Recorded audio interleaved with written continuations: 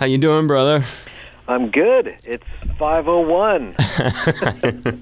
Magic moment of the day. I know. You called right on time. Punctual as always, Mr. Satriani. How's the level? Can you hear me all right on that end? Yes, all good. It's cool. Sounds good on this end too. Well, again, welcome back, and thank you for taking more time for us here on member-supported Hawaii Public Radio and All Things Considered. It's always a pleasure. Oh, it's great to be on the show. Thanks for making some room for me. You're welcome. Broomed a few things aside, and with Shockwave Supernova, wasn't a hard thing to do. And before we get into the music, Joe, what a wild outfit you're wearing on the website front page. It reminds me of the Silver Surfer, sort of. And I just wondered, was that a fun photo to shoot, or is it just lighting that makes it look like that? Oh, it's boy. There's a long story with that. I thought jacket, there could be. I think about halfway through the Unstoppable Momentum tour, my wife came home with a jacket, and she said, "Oh, this is either going to drive your lighting guy crazy, or you're going to love it." And I realized it was made out of 100% reflective material. Usually, they use little strips of it and put it on your running shoes or anything you're going to wear late at night to walk the dog or something, so people don't run into you. But this Japanese company had just made this entire jacket out of this thing. And sure enough, when you take a picture of someone wearing it and you make sure that the flash hits them straight on, the whole thing just lights up. And but when the light is indirect, it just looks like you're wearing something made of like gray, gunmetal gray or pewter gray, something like that. So to add to that, this jacket, once you put it on, your body temperature goes up in about 30 seconds. You're like 20 degrees hotter and you start to sweat. So a couple of times I put it on stage just to see, and I told the lighting guy, hit me with a light, it'll be dramatic. But I could never wear the thing more than a song or two. It would just, I'd heat up, and it would be terrible. So it kind of just went back in the closet, but these photographs kept popping up from live, and I know this is like going off on a tangent, but I get to the end of the tour, I've been playing with my teeth a lot, and I'm thinking, who's making me do this, I'm not usually the kind of guy that walks around the house playing with my teeth. And I started to sort of fantasize about a performer that had an alter ego that started to take over, or at least he thought he did. And he had to wrestle with him, like an internal conflict, a dialogue as the performer walks on stage. He's saying, now, don't play with your teeth, don't drop to your knees and get all dramatic and everything. Just be a serious musician.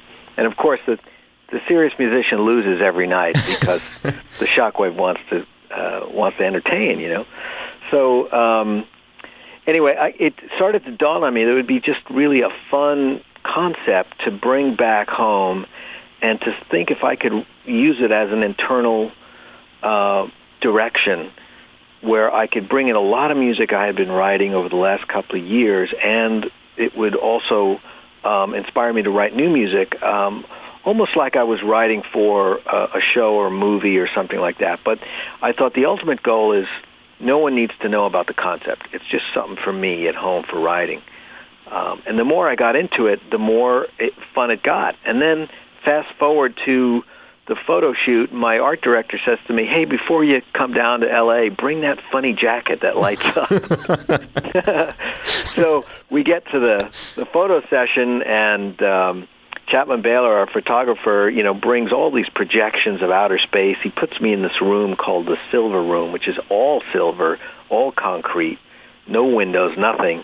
And I'm standing there, and he's shooting these things against me. And, of course, we got the cosmic shot, that we were looking for. And I just thought it was, in a way, it was kind of humorous because the jacket kind of, almost started the whole thing going, and it was sort of a joke all the way along. And then it wound up being, a serious piece of artwork in itself. Who knew there was such a story behind it? When I was thinking of that question, I didn't realize it would really have some legs. So I guess the character is sort of like the music cop in some ways. It's like, don't get crazy. Let's stay on the high quality path. It's sort of guidance, if you will. Well, it's funny how, I related that story. We were in Singapore, actually. We were finishing almost a 2-year campaign, And I did notice, I started running tongue over my teeth. I'm going, boy, they feel funny. I wonder what I'm doing. I was like, oh, of course I know what I'm doing. I've been like, I used to do it like once a week for effect on tour, and now I'm playing 6 times a night during the show. I'm sitting there playing with my teeth, and I'm wondering who's making me do this, And that's what got me going. And I thought, well, have you ever seen this movie called How to Get Ahead in Advertising? I have not. You've never seen that film? It is a very funny British film. And in it, there's an an advertising executive who has got this thankless job of coming up with how to develop a campaign for boil cream. And it's a British film, right? So, so he gets this great idea to create a pop star, a teenage pop star, who has boils and cultivate a huge fan base. And then at the height of her popularity, when all of her fans are cultivating their own boils to be like their favorite star, he discredits her, ruins her career, and then the company comes out with the boil cream to get rid of all those boils that all these millions of teenagers have cultivated. It's like this twisted thing, this story. Like they set them up and then they need the remedy. It's like exactly. they get your computer. They get your computer infected with the virus so that they can sell you the software to get rid of it. Exactly. Yeah, I think it's a Bruce Robinson film. It's just a crazy madcap comedy with Richard E. Grant in the lead role. So during the course of the film, the guy Richard, he starts to develop a little boil like on the top of his shoulder. And it's curious at first, but then it keeps growing and growing and growing. And then it starts talking to him, and he realizes that it's his head. It's a second version of himself that's even more cruel and evil. Oh.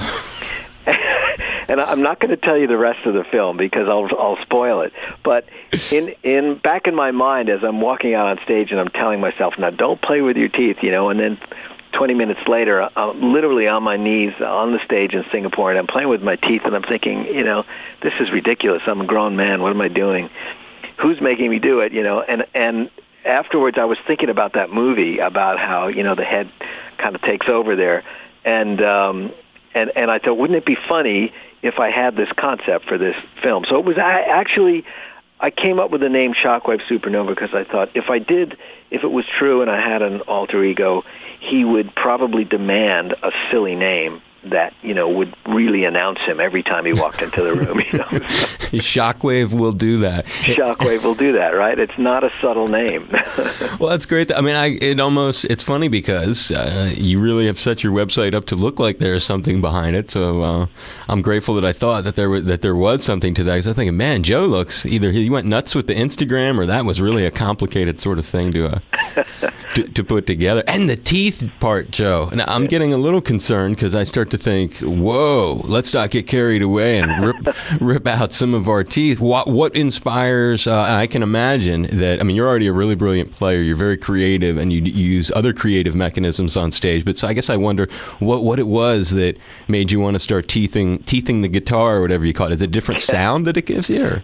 Well, no. I mean, I grew up as a super Hendrix fan. I started playing the day that he died. I was just such a dedicated fan, and I remember telling myself, okay, you're going to be a guitar player, you're going to carry on the tradition like Jimmy, but learn from his big mistake, which is he let that persona of his really get inside of his head and drive him crazy. He really wanted to be taken seriously, and yet he knew at the end of the night he was going to have to roll around on the ground, play behind his back, and with his teeth, And it drove him nuts, poor guy. And, the story that sticks in my mind about that is how when he was playing with the Band of Gypsies at Bill Graham's Fillmore East, that he goes to Bill's office beforehand and he says, has a conversation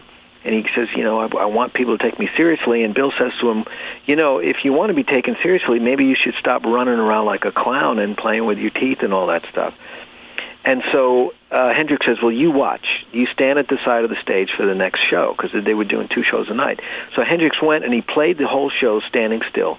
There's an amazing film of Jimmy playing Machine Gun, and he just stands absolutely still for what has got to be the greatest live performance of electric guitar ever.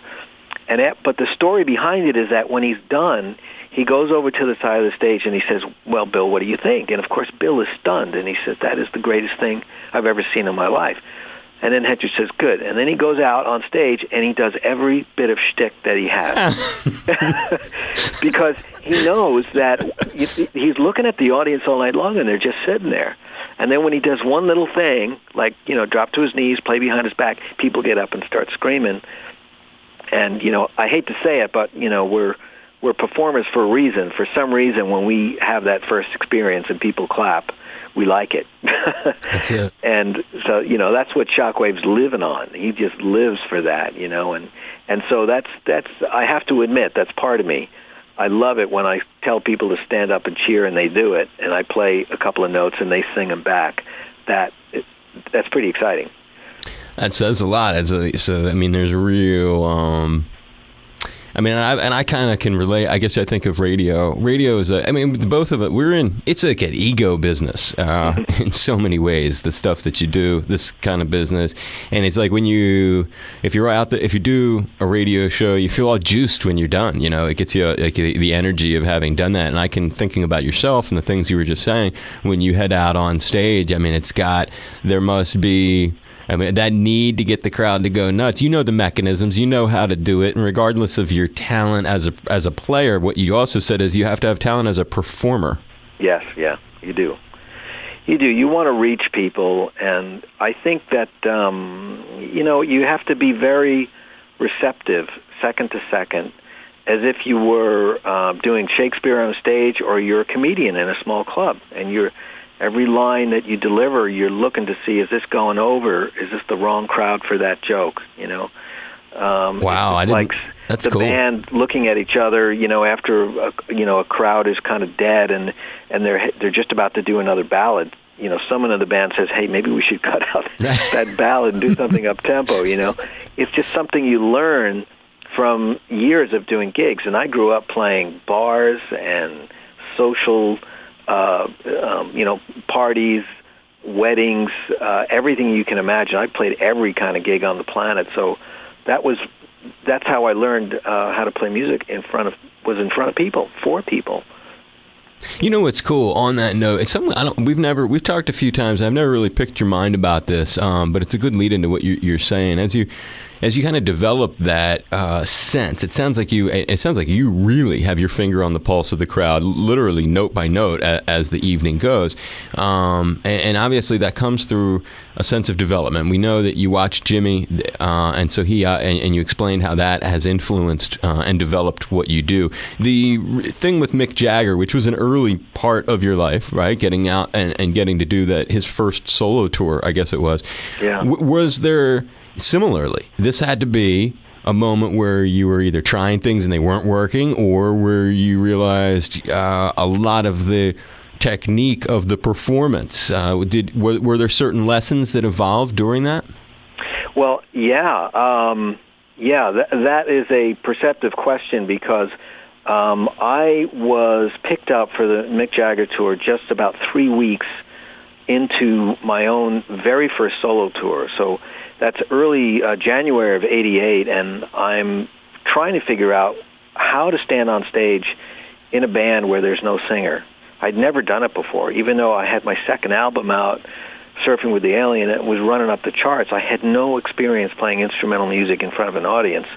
And we had done maybe 2 weeks of these gigs in small clubs, and I'm wondering, like, wow, what do I do? Do I run around like when I was playing Led Zeppelin and in high school bands? Do you stand absolutely still? And I wanted to move. I just wanted to be natural. So all of a sudden, I get this Jagger gig, and it allows me to sort of take a break from this sudden shock of being a solo artist playing instrumental music, and I go back to something that is, on the one hand, very familiar. I'm playing guitar in a rock and roll band. It's kind of classic rock, and there's a singer. The crazy part is that the singer is Mick Jagger, of course. And everybody else in the band is pretty famous. You know, there's Simon Phillips on drums and Doug Wimbish on bass, and it's like, wow, you know. And everything's red carpet. I'm not playing teeny little clubs. I'm playing the Tokyo Dome.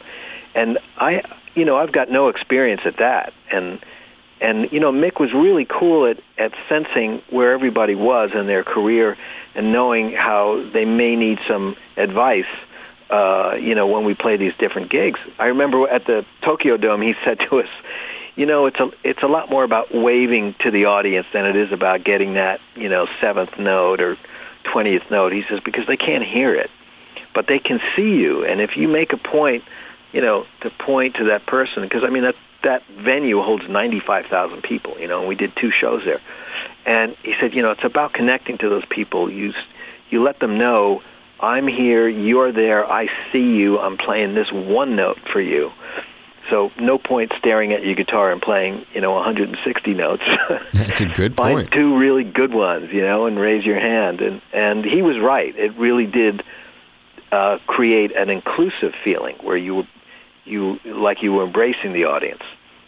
I can see how you wouldn't have wanted to show up at that gig too learned in the approach of being in a band with no singer and kind of going off doing too much, you know, because I could just see him looking out of the corner of his eye and thinking to himself, one more gig and he's gone. Yeah.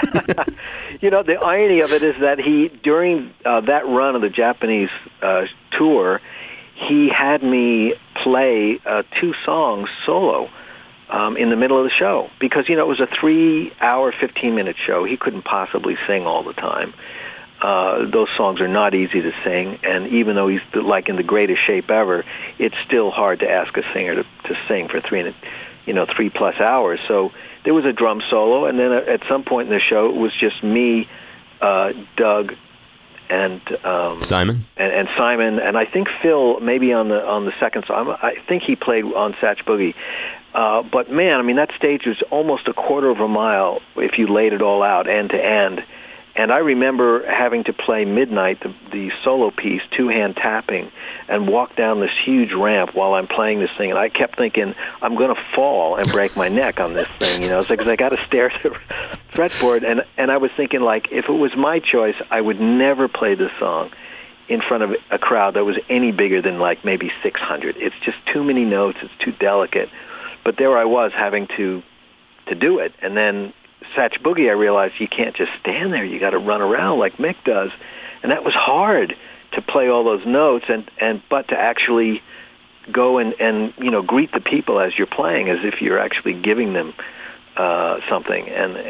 So it was a huge, you know, as you suggested earlier, it was an education of immense magnitude to go from me struggling with the first 2 or 3 weeks of that solo tour to suddenly be with Mick, and I realized, now here's a guy who knows how to do it, and he loves it, and he cares about his audience like more than anybody. It was very life-affirming, to tell you the truth. I know it sounds corny, but it was like, wow, here's this superstar, and he really loves what he's doing, and he loves the audience, and he wants to make the show great. I got to remember to keep that.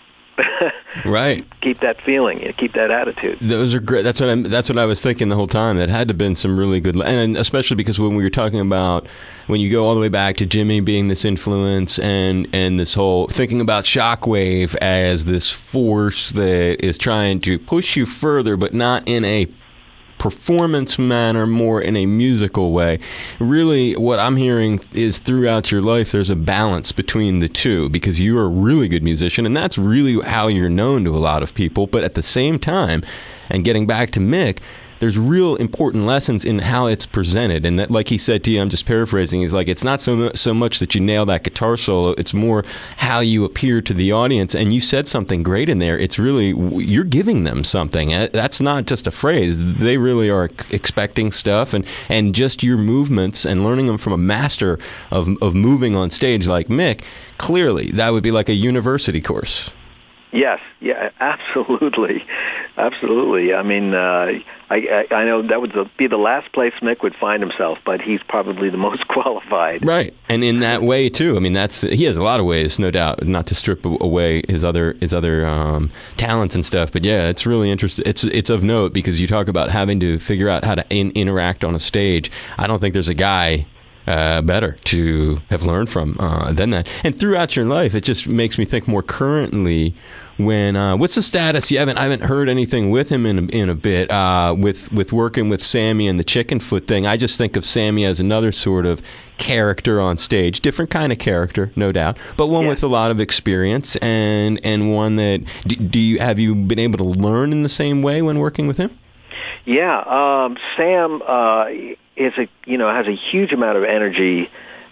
He's got a voice that is like the size of a Mack truck. I mean, it's just huge. And but at the same time, he has more similarities, I think, to me on an emotional level. He gets just as worked up as I do, before a performance and going out there to perform. And that's something that I've seen him have to wrestle with, because when he really starts to care about putting on a great show, it manifests more physically, whereas Mick seems to be in more control of that.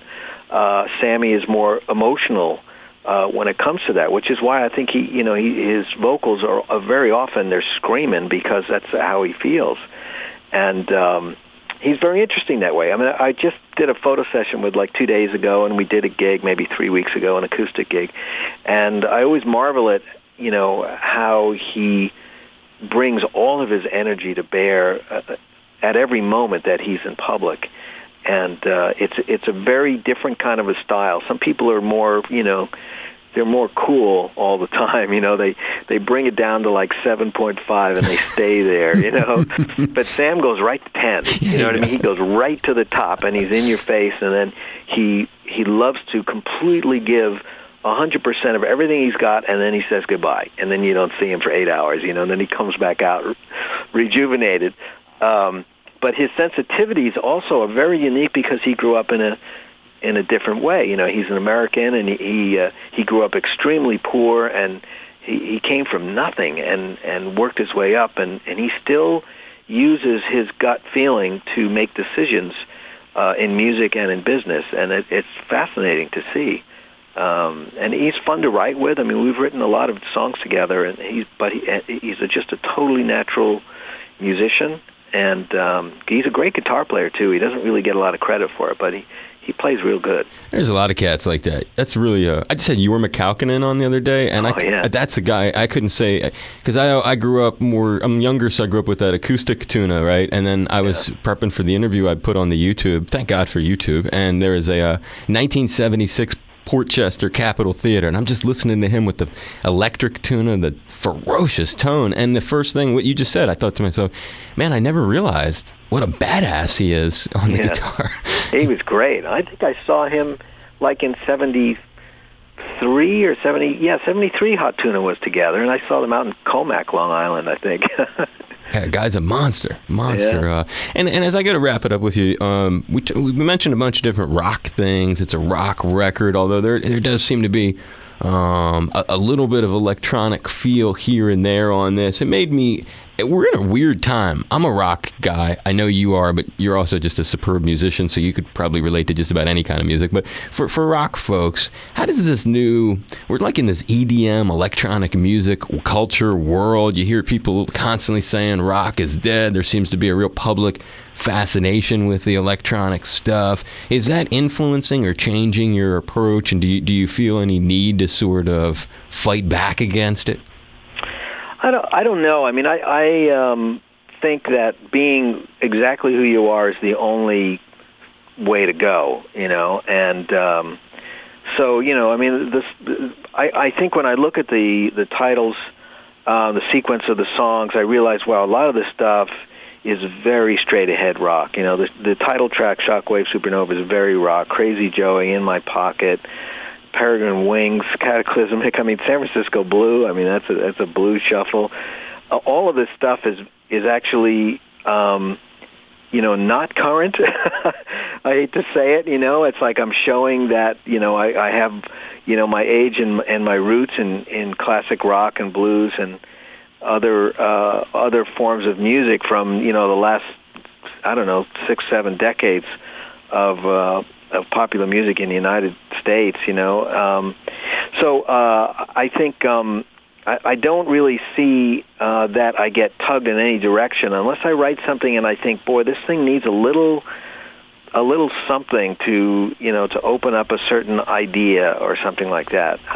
Lost in the memory. It's very mellow. It's reflective. As I listen to it, I keep wondering what is the memory that if it's not too personal, but it just because not everything hits so straight ahead. Yes, yeah. I mean, it's funny you mentioned that song and what I remember most about the putting together of that song is that it was a chord progression that I started to write in '88, and I had been, I had actually been playing it live with Stu and Jonathan on tour, and but it had a very different drum beat, and it had what I would call a very impressive fingering. It's the kind of thing you play it, and people look at you and go, "Oh my God, you're a genius! How can you possibly do that with your fingers?" Right? And that should put send off an alarm in a musician's mind that normal people don't care, but the guitar players are fascinated by it. And so it kept coming back decade after decade, this song. I wanted to finish writing it.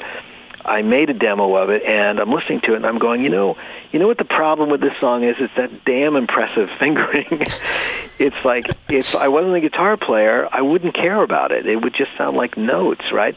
So I muted that track, and I fired up my keyboard, and I said, I'm just going to play the song like it never had that impressive arpeggio, and I recorded that weird-sounding keyboard that's all distorted and everything. And as soon as I heard it, I went, now I know what this song needs. And I wrote the melody. I recorded just about everything at home and brought it into the studio.